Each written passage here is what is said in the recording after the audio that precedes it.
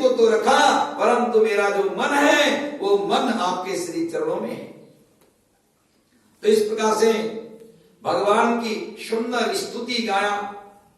अक्रूर ने भगवान को जब खबर मिला कि मामा जी के यहाँ निमंत्रणा है, आज भी जब मामा के घर में कोई उत्सव होता हो, कोई मंगल मांगलिक कार्य होता हो और मामा के घर से कोई लेटर जाता हो कि जीजाजी बहन के साथ में भांजे और भांजी आ जाएंगे, समय से आना है। जब निमंत्रण पत्र आ जाता है तो माँ और पिता भी खुश हो जाते हैं और सबसे ज्यादा खुशी तो उस भांजे और भांजी को होता है। बोले राधे राधे। अब मामा जी के यहाँ निमंत्रण आया है, जाना तो पड़ेगा, जाना तो है ही। आगे बढ़े। भगवान जी ने मथुरा से अब मथुरा में जाने के लिए आगे चरण को बढ़ाया। अक्रूर जी मनी मन प्रणाम करते हैं कि ठाकुर हे भगवान, आप अपने ही तरह से जाइए, हम अपने तरह से जाएंगे। अक्रूर रुके नहीं। अक्रूर दोबारा बोलते हैं, कहते हैं कि देव देव जगन्नाथ पुण्य श्रवण कीर्तन यदुत्तम श्लोक यदुत्तमोत्तम श्लोकम नारायण नमस्तुते। हे नारायण, आप प्रस्थान करे। आपके रथ में चढ़ते समय में मैं देखना चाहता था, सो मैंने देख लिया।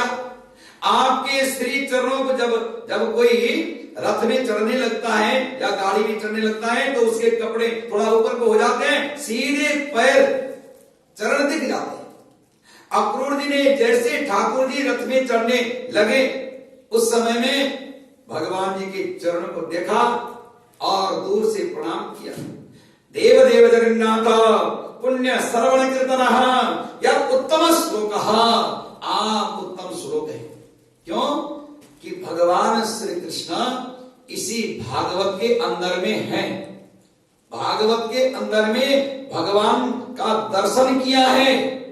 उद्धव को भगवान ने पहले ही बताया कि जब मैं इस शरीर को छोड़ करके जाऊंगा तो मेरा जो शक्ति है, भगवान कृष्ण रूपी जो ज्योति है, दिव्य ज्योति, अखंड ज्योति जो कभी खंड नहीं होता है, कभी बुझता नहीं, उस अखंड ज्योति रूप जो तत्व है भगवान श्री कृष्ण का जो शक्ति रूप है, मैं भागवत में स्थापित करूंगा। अक्रूर को तो ये मालूम था कि ठाकुर जी ने उद्धव को पहले ही बता दिया था। इसलिए कहते हैं कि देव देव जगन्नाथ पुण्य श्रवण कीर्तन। जिस भक्त के जिह्वा के द्वारा ठाकुर जी के नाम का कीर्तन होता हो, वही ठाकुर जी को दर्शन कर सकता है, वही ठाकुर जी के श्री चरणों का सेवक बन सकता है। हर किसी के भाग्य में नहीं होता। जब किसी के भाग्य खुल जाते हैं तब भागवत रूपी अमृत को श्रवण करने का, पान करने का मन होता है और घर में नहीं बैठा जाता, वो आ जाते हैं। ठाकुर जी की कीर्तन हो रही है, ठाकुर जी का कथा हो रहा है, हमें जाना चाहिए। इसलिए यहाँ गुरु जी कहते हैं कि पुण्य श्रवण और कीर्तन। जो कोई इस कथा को, भागवत रूपी अमृत कथा को श्रवण करता है, वही पुण्यात्मा है। और जिसके जुआ से, जिसके मुखारविंद से ठाकुर जी का कीर्तन गाया हो, वही पुण्यात्मा है। यह उत्तम श्लोक भागवत में 18,000 श्लोक हैं। 18,000 श्लोक में से एक श्लोक भी जिसके कान में प्रवेश कर गए, ठाकुर की कृपा हो गई, भगवान की कृपा हो गई। नारायण नमस्तुते। हे नारायण, आपको नमस्कार है। भगवान जी खुश हो गए। भगवान जी कहते हैं कि आयास्य भवतो हो गए। आप हमारे घर में आए, महामारिया समन्वित यदुचक्र द्रुहम हरित्वा वितरिष्ये सुरीत प्रियम। अक्रूर जी, आप मेरे घर में आए, मेरे निवास स्थल पर आए, आपका अहोभाग्य है और मेरा भी अहोभाग्य है कि आपके दिए हुए निमंत्रणा को स्वीकार करके मैं अपने मामा के कल्याण के लिए यहां से प्रस्थान कर रहा हूं। भगवान जी ने अपने आप अक्रूर जी को समझाया कि मेरी भी तो सौभाग्य है, मेरा भी तो सौभाग्य है, मेरा भी तो भाग्य बदल गया। आज मैं मामा के घर में प्रवेश करने जा रहा हूं और मामा जी को जो चाहिए, मामा को क्या चाहिए? मामा तो भांजा चाहे छोटा भी होगा, हम ब्राह्मणों में तो विशेष करके हमारे यहाँ तो सभी करते हैं, ब्राह्मण क्षेत्र में सभी करते हैं, परंतु हम लोग जो है जब भांजे को देवता मानते हैं, जो भांजा होता है वो देवता के तुल्य होता है, ब्राह्मण से भी बढ़ करके होता है भांजा। इसलिए भांजा मामा के घर में जाए तो मामा जी चाहे बड़े हो, चाहे मंत्री हो, चाहे राजा हो, चाहे कोई भी हो, उस भांजे के चरण को छोड़ता है और मामा ये चाहता है कि भांजा हमारा कल्याण करे। आज हम वही करने जा रहे हैं जो भांजा का कर्तव्य है, मामा का कल्याण करना। आज हम मामा के उद्धार के लिए प्रवेश कर रहे हैं। आगे ठाकुर जी बढ़ गए। अब सुखदेव स्वामी राजा परीक्षित को बताते हैं, एव मुक्तो भगवतः स्वक्रूरो अक्रूरो विमना इवः पुरीं प्रविष्ट कंसाय कर्म वेद्य गृहं ययो। आगे बढ़े। जब कंस के मथुरापुरी में भगवान श्री कृष्ण ने चरण रखा, आगे जाते ही बड़े स्टॉल लगा करके सुंदर तरीका से अनेक वस्त्र आदि, हजारों आइटम, हजारों तरह के वस्त्र आदि लेकर के गठरी से गठरी प्रेस किया हुआ है और रखा हुआ है। दूसरे तरफ भी, तीसरे तरफ भी सुंदर सजाया हुआ था। एक धोबी था, तो उसने, जो धोबी ने सुंदर वस्त्र आदि रखा हुआ था, तो उस धोबी से कहा भगवान ने कि हमारे साथ में भी बहुत लोग आए हैं, ये जो तुमने कपड़े आदि जो धोए हैं, ये कपड़े आदि जो साफ करके रखा हुआ है, हमारे जो लोग हैं इनको दे दो। नहीं मानता है। न मानने के कारण ठाकुर जी ने उसका भी कल्याण किया।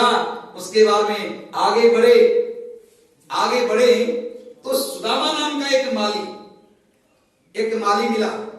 बहुत सुंदर सुंदर हार तैयार किया हुआ था कि कंस को ले जाकर के पहनाएंगे। ठाकुर जी ने कहा कि ये हार किसके लिए है सुंदर सुंदर? कहा मैंने तो राजा के लिए तैयार किया था, आप आ गए, आपसे बड़े राजा कौन हो सकता है? आप ही इस हार को पहन लीजिए और अपने जो साथ में जो आए हैं उन सबको पहनाइए। तो हार भी पहना दी। आगे एक टेलर मिलता है, सुंदर सुंदर वस्त्र आदि तैयार किया हुआ है। उससे कहा कि ये कपड़े इतने बड़े बड़े किसके लिए? महाराजा के लिए।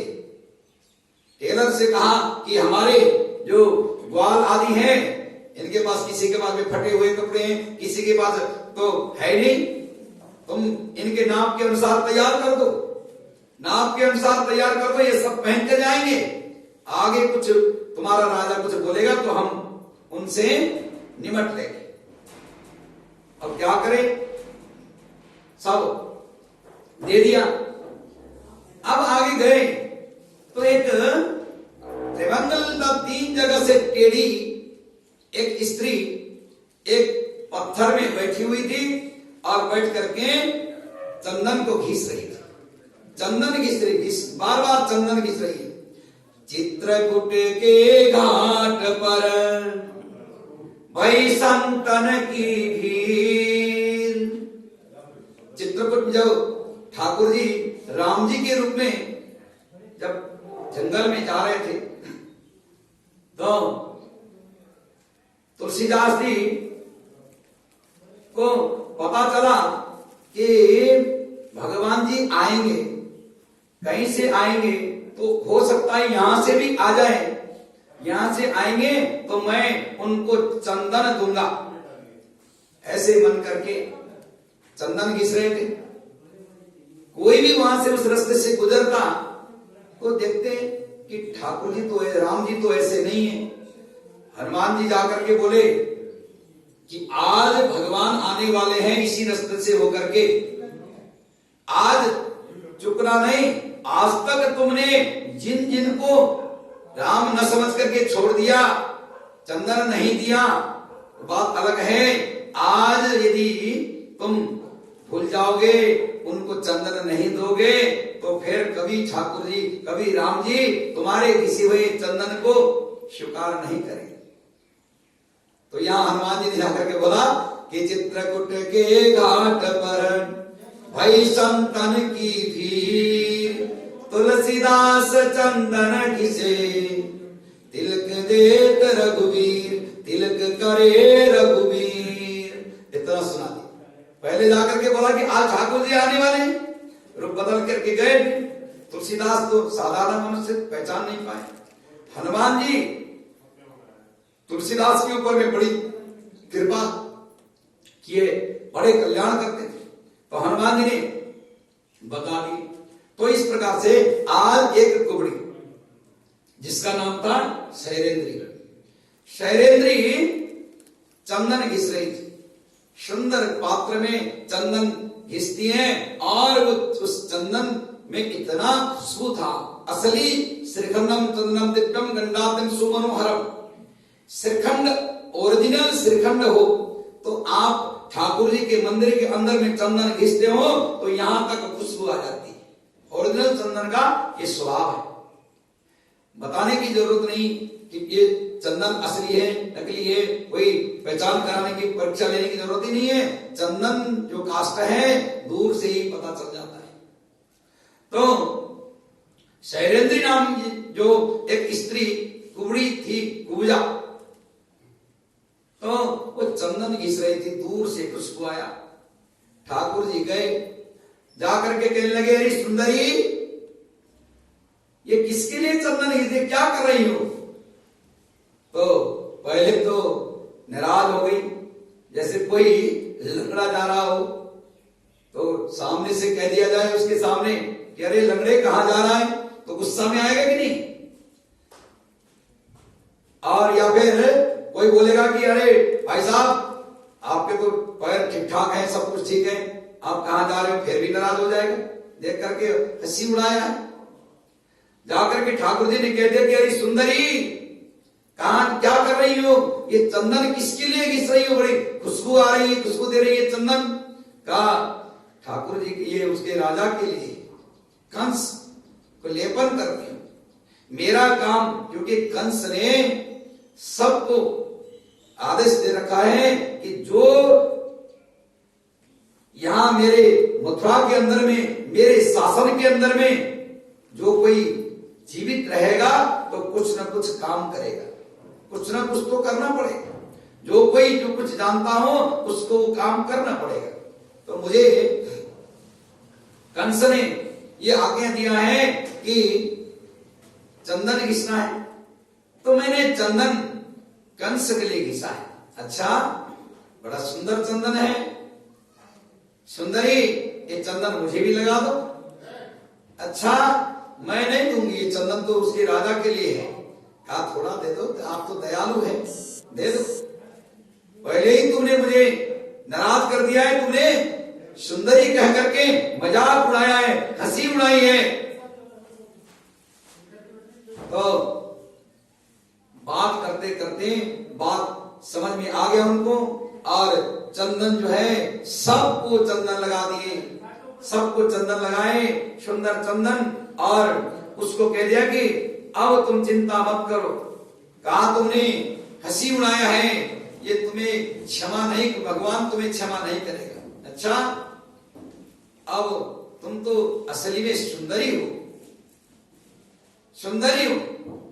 नहीं, मैं कैसी सुंदरी हो सकती हूँ? मेरा शरीर तो देखो, मैं सीधी नहीं हो सकती।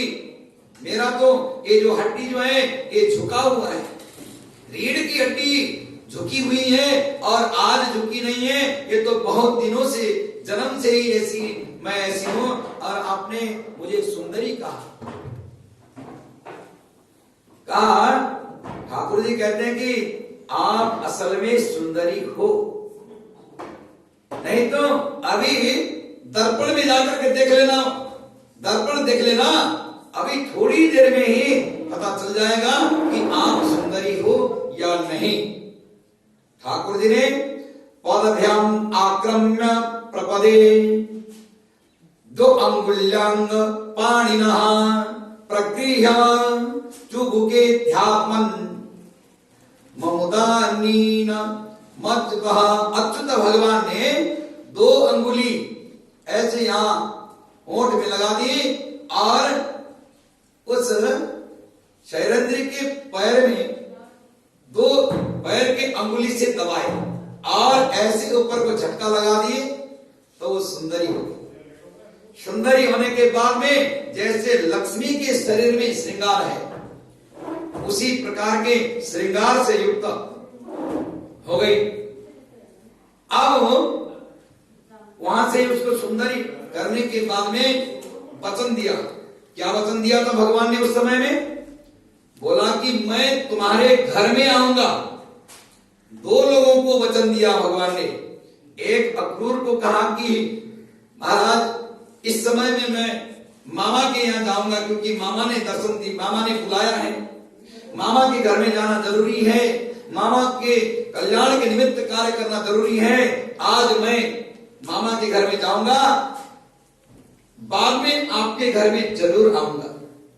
एक वचन अक्रूर जी को दिया और दूसरा वचन ठाकुर जी ने यहां दिया कि मैं, हे सुंदरी, मैं तुम्हारे घर में आऊंगा। अब ठाकुर जी ने इतना वचन देकर के आगे बढ़े, क्योंकि ये जो कंस था, कंस को भगवान परशुराम का दिया हुआ एक धनुष बाण रखा हुआ था, उसको पूजा करके बैठता था। आगे जाकर के भगवान ने उस परशुराम के धनुष को उठाया है, हटाया है, और जब वहां पहुंचे तो पहुंचते ही कंस को मालूम पड़ा कि मेरे इस नगर में प्रवेश कर चुका है ये जो मेरा शत्रु कृष्ण। तो सबसे पहले तो एक हाथी था, बड़ा भयंकर, अन्य हाथियों से 10 गुना ज्यादा ताकत रखने वाला हाथी था। उसका नाम था कुवलयापीठ।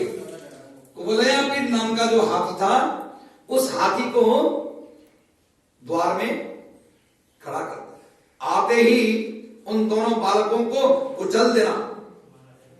हाथी बड़े शक्तिशाली होता है, भयंकर। हाथी को जब ठाकुर जी गए, जाते जाते हाथी मिला। हाथी ने ठाकुर जी को कुचलने का विचार किया। ठाकुर जी ने उस हाथी के दांत में पकड़ करके घुमा करके 3 बार घुमा करके पटक दिया और उसका राम नाम सत्य हो गया। और बलराम जी भी आ गए। एक ने एक दांत खींचा, दूसरे ने दूसरा दांत खींचा। खींचने के बाद में अपने कंधे पर हाथी के दांत लेकर के आगे बढ़े। आगे गए, हाथी को वहीं कुवलयापीठ नाम के हाथी को समाप्त कर दिया। अब आगे गए तो चाणूर और मुष्टिर नाम के 2 महापराक्रमी योद्धा, उन योद्धाओं को तैयार रखा हुआ था कंस ने कि यदि हाथी से बच जाए तो तुम लोग इसको छोड़ना नहीं, उन दोनों को छोड़ना नहीं। कुवलयापीठ हाथी को मारा गया। कुवलयापीठ हाथी, ये खबर कंस को सुनते ही कंस कांपने लगा कि ऐसे छोटे छोटे बालक केवल 11 वर्ष की उम्र में 11 वर्ष की उम्र में ही ये इस तरह के कार्य कर सकते हैं, तो ये महाबलशाली भी है। फिर भी उन चाणूर और मुष्टिर को तैयार किया, कहा कि तुम बल युद्ध में, क्योंकि उनको उकसाना, उस उकसा करके उन एक एक करके इनसे युद्ध करके और इन दोनों को तुम समाप्त कर देना। चाणूर के साथ में भगवान श्री कृष्ण और मुष्टिर के साथ में बलराम जी युद्ध करने लगे। मुक्केबाजी में कुश्ती खेलते खेलते, कुश्ती में लड़ते लड़ते इन दोनों को भी तस्मै स्वाहा कर दिया, सोधा कर दिया। अपने जो वो चाहते थे सो कल्याण उनका भी हो गया, जीवन लीला समाप्त हो गया। अब आगे जब कोई बचे नहीं तो कंस, मैं स्वयं इनका हत्या करूंगा। जो तलवार था, तलवार लेकर के पहले बोला, विचार किया कि मैं तलवार लेकर के जाऊं, तलवार के द्वारा, क्योंकि तलवार चलाने में कंस बड़ा माहिर था, तलवार से आक्रमण करके मैं इन दोनों का काम तमाम कर दूं। फिर विचार किया कि नहीं, बड़े छली हैं, कभी ऊपर को उछलते, कभी अनेक लीला ये जानते हैं, इस तलवार से भी बात बनने वाली नहीं है।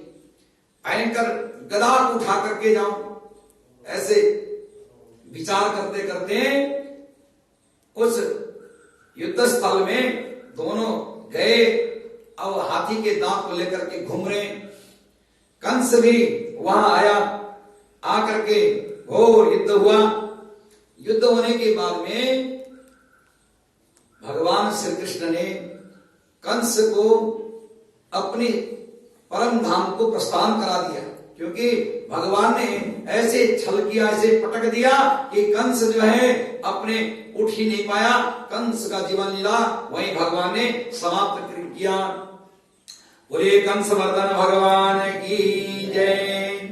आगे ठाकुर जी कंस के समाप्त के बाद में आए, वापिस आने के बाद में भगवान श्री कृष्ण के बड़े होने पर, धीरे धीरे करके बड़े हो रहे हैं, तो बाबा ने विचार किया कि इसका जो वसुदेव आदि जो बड़े थे, उन्होंने विचार किया कि कथा बहुत लंबी है, यहाँ मैं कंस के यहाँ से थोड़ा सा शॉर्ट करके जा रहा हूं, क्योंकि कंस को संहार करने के बाद में अपने माता पिताओं को वहां से छुड़वाया है, नाना जी को स्थान दिया है, राजा बनाया है। बहुत लंबी कहानी, कथा बहुत लंबी है। यदि हम यहीं रुकेंगे तो रुक्मिणी विवाह तक भी नहीं पहुंच पाएंगे, इसलिए थोड़ा सा हम शॉर्टकट में जा रहे हैं। आगे ठाकुर जी के रक्षा सूत्र जनेऊ देने के लिए अब मुहूर्त चाहिए, क्योंकि